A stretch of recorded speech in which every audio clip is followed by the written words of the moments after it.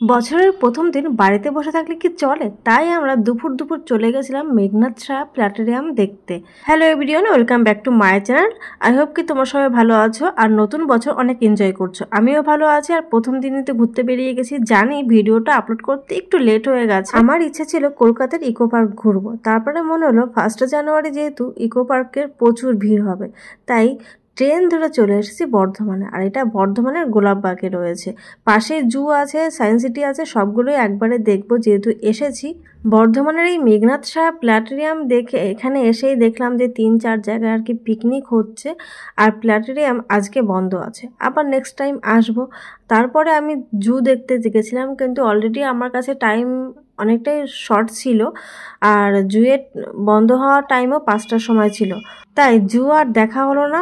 দেখতে গেছিলাম, অলরেডি আমি ফিরে চলে এসেছি। আবার সেই মেঘনাদ সাহা প্ল্যানেটেরিয়ামের ভেতরেই রয়েছি। কোথাও ঘুরতে এসে আমার ফটো ভিডিও না হলে না ভালো লাগে না, তাই আমার হাজব্যান্ডকে বলছিলাম যেহেতু এই ভিউটা সুন্দর লাগছে, তো আমি এইভাবে হেঁটে হেঁটে আসবো, তুমি একটু ভিডিওটা করে দাও, মানে ক্যামেরাটা ধরে রাখো। এই আর কি টুকটাক করছিলাম দুজনে মিলে।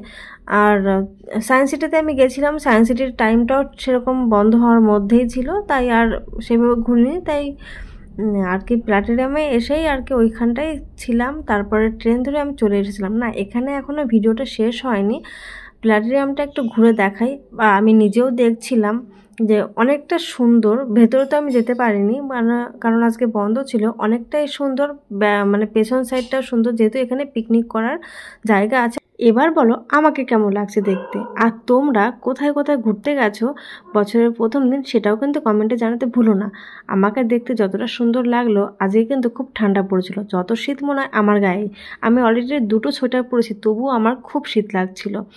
এখানে বসে বসে আমরা অনেক গল্প করলাম, অনেক ফটো তুললাম। না, ফটোগুলো আর শেয়ার করছি না। তারপর আজকে আমার পছন্দের চাউমিন, না আমি বানাইনি, কিনেই খেয়েছি। বছরের প্রথম দিন না খেলে হয় না।